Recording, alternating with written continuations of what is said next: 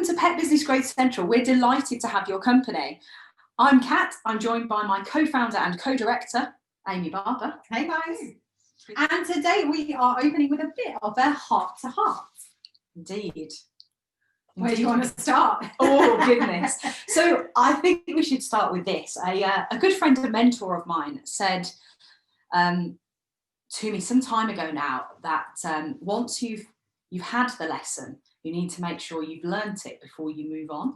It's quite profound. It is quite profound, especially for a podcast. So I thought maybe we should, before we kind of kick the door down of 2021 and leave 2020 in our wake, which of course will be the year that goes down in history, I think, especially in living memory, for all that we've had to endure and be challenged by and I guess learn.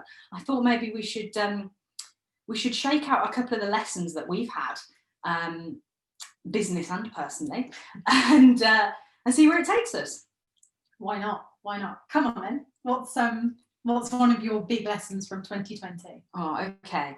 I've got loads, I think, but I'll try and pick through a couple that might resonate. So one of the lessons I had was that there's a lot of talk on the news and in the media about the economy, and I had what 2020 taught me is really there is no such thing as the economy for a small business owner, because the truth is that everybody's economy is different and it's individual. And I think that was quite an interesting, I think I kind of saw that play out in 2020, because while some people were being furloughed and having their wages covered and they didn't have any financial worries, other people were in financial turmoil, they'd lost lots of clients, or maybe they were just weren't able to operate their business or kind of go to their job in the same way as before. Obviously there was a huge amount of redundancies too.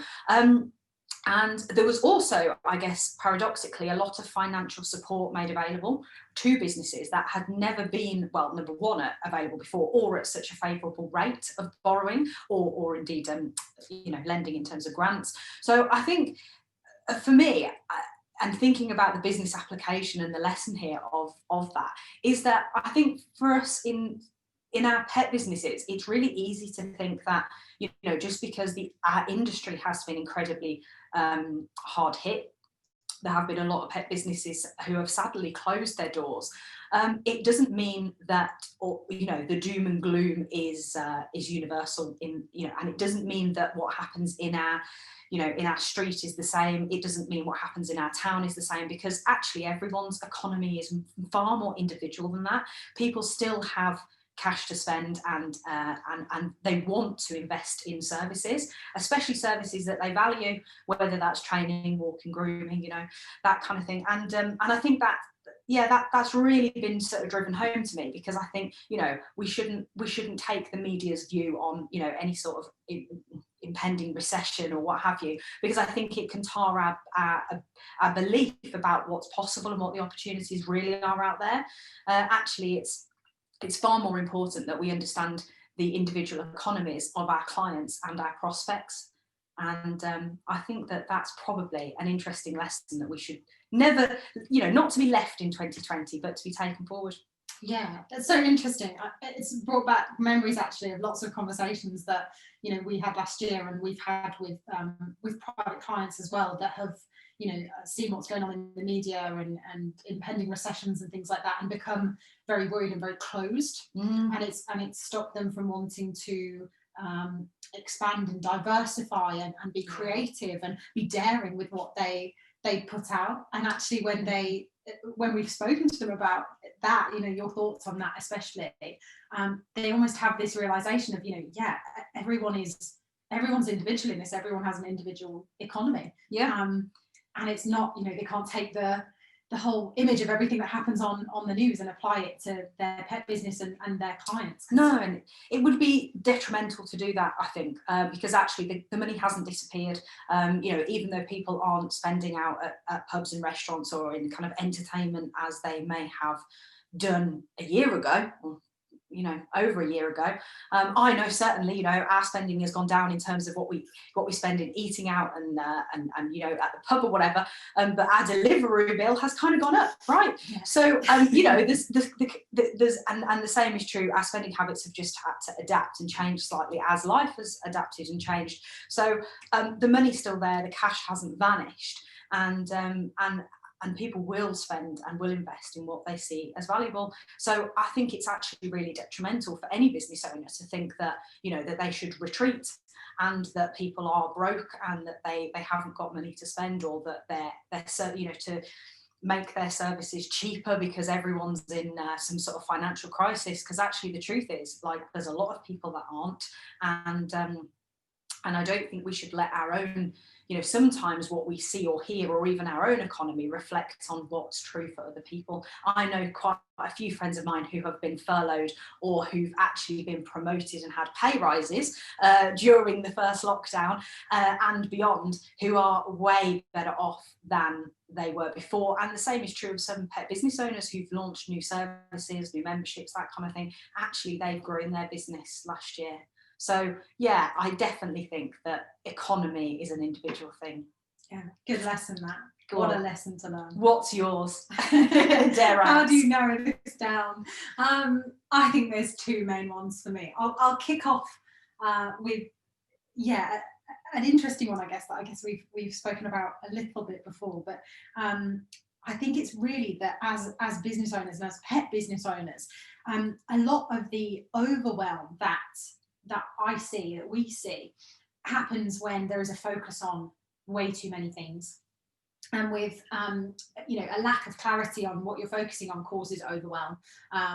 And I think if pet business owners take anything away from that, which is my lesson, I'd say just focus on one or two things, but ideally just one thing that is going to be the game-changing thing that changes things now and into the future. Just focusing on that one thing instead of thinking that you've got to be seen on everything, be doing everything. So many pet business owners have brilliant ideas, brilliant creative ideas. Ideas are free flowing all of the time, but it's that focus. It's nailing down what's the best thing to spend time on, what's the best thing to invest that time and that energy in. And I think if you can just pick one thing, no more than two, but one thing to focus your time and your energy on, decide what the most game-changing thing is going to be for you over the coming weeks and months, and just solely focus on that.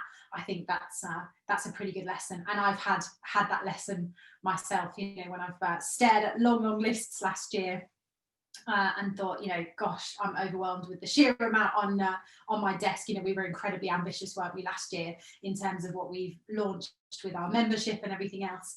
And when we nailed down, focusing on just one thing, that game-changing thing for us, that's when things have really changed. Absolutely. And time isn't infinite, is it? No, not at all. I guess life, whether we like it or not, life has happened during 2020. Even if it wasn't our preferred version of events, it's still, the time has still passed. And I guess it's where you choose to invest that time versus where it's spent. Because I do believe, like money, you can invest time rather than spend it. And it's I guess a little bit Pareto's law, that whole 80-20 thing. So Pareto said that 80% of your results come from 20% of your effort, and I think absolutely that's bang on, because we are all guilty often of being busy business owners, but that doesn't always mean profitable, does it? So I think having that sole focus on just moving the needle on one thing would do wonders in many people's businesses, actually, and generate the results they're really, really looking for. Which is pretty cool. Yeah. So there you go. That's that's one of my biggest learnings, I think. I feel like you've got more in there. Come on, give me another learning. Oh gosh. I think so. I guess this is more prediction than learning, but or a little prediction combined with learning from last year. But I think we have to, as business owners, we have to, as humans, we have to adapt, don't we? I think I saw quite a few memes last year that, you know, talked about it's not survival of the fittest, it's actually survival of the most adaptable in business terms, most particularly. And I think as we have to adapt the way we do things, and the people to adapt quickest are usually the people that profit first. And we kind of saw that, didn't we, with a wave of businesses, trainers especially, moving their business online from, like, you know, sort of mid-March, you know, just after, well, I think it was about the 23rd of March, the lockdown was announced, and then this huge wave of trainers move business online. And I guess I would say to, you know, if you're one of those people listening to this now, that you moved your classes online, or your one-to-ones online, or what have you, and I guess you might still be online, given that we're enduring another national lockdown right now through January. But I would say to you, maybe don't be too quick to pivot back, because one of the key lessons that I will take from 2020 is flexibility, and our ability to flex when is required. And actually, I think, you know, in that regard, the world has changed, and we need to operate with a whole lot more flexibility than we ever have done. So you know, we do need to maybe adapt our processes, or the way we, you know, deliver products or services, and we, you know, flexibility, I think, will win the day. So those walkers who've, you know, implemented perhaps a membership you know, scheme where they've used like credits instead of pay per walk. Like, so most walkers obviously use a pay-as-you-go system where people just pay for the walks that they have. You know, and I've seen a huge change in those businesses that have implemented memberships where people actually buy credits, and that works whether it's in sitting or boarding or you know, walking, even grooming, and you know, that those people who may have only had one walk a week are now having like 6 walks a month. Now, that doesn't sound like a lot, but the compound effect of that is huge. And the same true of like people who are having maybe 2 or 3 walks a week are now having, you know, considerably more across the space of an average month.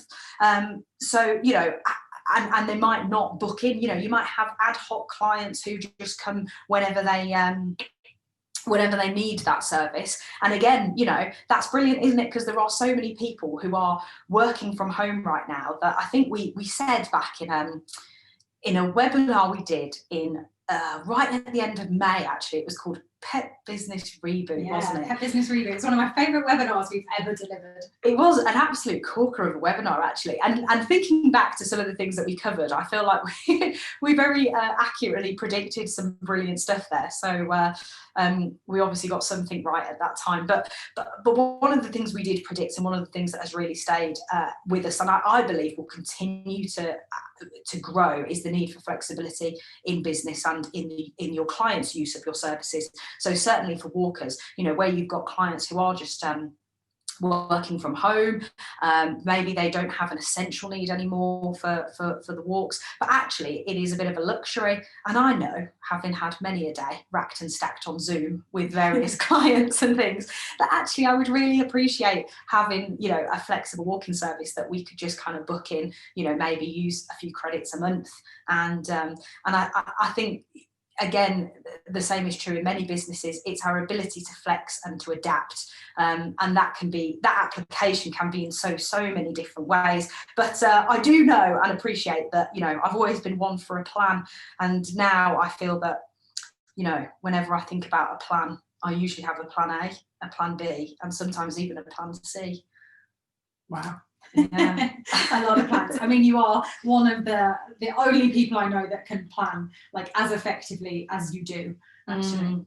You're incredible at it, and it's something I've learned. And of course, we carry across as much as we can, don't we, to our 10K Club members, who we've, you know, taught lots of your little strategic tactics and techniques in terms of planning and time efficiency. But so flexibility, I guess, is the biggest word that you've just mentioned there, and I think that's a real important one. Flexibility, those that adapt and flex. And actually we've seen flexibility be taken across, you always say yourself, some of the biggest lessons come from outside of this industry. And I think that's never been more true of flexibility, because look at how many offers we've seen, say in the travel industry, who've had to become very, very flexible over this time, because there has been very little certainty over what's going to happen with that and when people can travel, and the ability for them to be flexible and put out offers that provide flexibility for clients means that people are booking holidays. They are, we coined the term book with confidence, and I think one of the things lots of the pet businesses we've worked with and influenced through the 10K Club, we put out some book with confidence graphics and copy and things like that, and people that have put those things out have really experienced a sort of different level of trust from their clients. The clients understand that that things are going to be a bit more flexible and a bit more easy breezy for them, and that you're not going to sign an agreement and then be absolutely sort of bagged to rights that just because your travel company don't let you or even the government maybe don't let you travel, that actually you're going to have lost that money, because of course you're not going to have, as you said, have that confidence, have that trust to make the booking in the first instance. So again, flexibility wins the day there for sure. Come on then, you must have another burning lesson from 2020. Mine's going to sound really whimsical in comparison to that now. Mine's just that business should be fun. That's probably my biggest lesson from 2020, is that business should be fun. And if it's not fun, I would question, why are you doing it? I've had so many conversations with different pet business owners over the last few months that have been in distress about lots of things, but one of the biggest things that sometimes comes out of those conversations is that they don't actually enjoy that particular service that they're offering, or a particular thing they're carrying out, and it's almost like they're doing it either because they think they should, or because they're relying on the money from it, but they don't actually enjoy it and they don't find it fun. And that's something that over the last few months I've honed down what I do day to day, and one of the things I said to myself was, if it's not fun and I don't enjoy it, why am I doing it? And it's really changed the stuff that I take on, the stuff that I agree to, the stuff that I plan and want to achieve into the future with our own business. And it's something that I say to clients, do you enjoy it? Is it fun? Do you enjoy that element of your business? And so often they'll say to me, I really don't like this bit, or I provide this service but it's not something I particularly enjoy. And I'll say, well, why are you keeping it then? Get rid of it then. Business should be fun. And I think especially, as the business owner, it's our responsibility to make it fun and to enjoy it and have, obviously we want to make a profit while we're here. In business, I guess that is kind of the root of things. But if you don't love what you're doing and you're not enjoying the days, then it's only you that can change it, because it's all your fault, isn't it? I guess we live by that mantra as business owners, and it's something my very first mentor drilled into me, and it's a very unpalatable lesson, but it is all your fault. It's 100% your fault come success or failure, because that's business owner life, isn't it? So, and I think absolutely you're right. The more fun you have in business, generally, the more rapidly the business grows, because people are magnetically attracted to you, to having fun and to being a part of something that's going on. So yeah, I definitely agree with you. Yeah, and it's one of the things, probably the biggest things that I now inject into our business is we have fun doing stuff every single day. We do every single day, and it makes it brilliant. It makes it, you get excited to get out of bed in the morning. And I think if pet business owners can take anything away from that, it's to have fun with what they do, to be, there's never been a better time to be daring with the things that you put out, to take risks with the services you offer, the content you put out, to have fun, to be quirky, to be different, to stand out from the crowd. And actually, with you mentioning sort of memberships and things as well, those we've helped install memberships into their business, walking and training and grooming businesses. One of the biggest elements of feedback that we've had is that they've been able to have fun with it, that it's provided them with the ability to be fun in that particular part of their business, and that their clients have loved that element of it, that fun that it brings, that different dimension. Be creative with it, and I think it does definitely inject some fun. So I think when you're having a great time, your clients tend to have a great time too. Well, on that note, we hope you've had fun listening to us highlight our lessons from 2020, whether that's the economy, time and focus, or flexibility and having fun. If you want to come over and join the 10K Club, we have a very special offer which is exclusively available to listeners of the Pet Business Growth Central, where you can get a 7-day pass to everything the 10K Club has to offer, all the resources, the downloads, the templates that are done for you, and the training bundles that are helping our members to profit. You can get a 7-day pass for all of that for just £1 if you head over to petbusinessrevolution.uk/7-day-pass. We hope to see you inside the club soon and join us for another episode of Pet Business Growth Central next week.